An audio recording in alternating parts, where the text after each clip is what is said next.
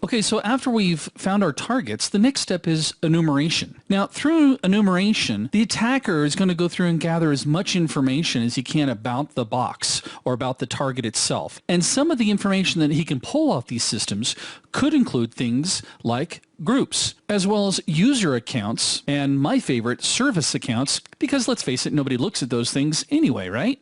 We should also be able to determine network resources as well as possibly our network shares or other resources that are shared from that device. And in many cases, we can also enumerate the applications that are installed on those boxes. Now, the enumeration step here actually builds on the data that we collected from the reconnaissance stage. And we look at targets, we're not looking at specifically computers themselves. We would also want to look at enumerating the devices of the network. These would include things like routers, switches, intrusion detection systems, as well as possibly intrusion prevention systems, or IPSs. So the pen tester is actually going to do several different types of enumeration techniques in order to make sure that he gets all the information that he can from every device visible. And the reason why we do this, as we discussed in our reconnaissance course, is to determine the weaknesses and or vulnerabilities of the organization's network. And the main purpose here is for us to try to determine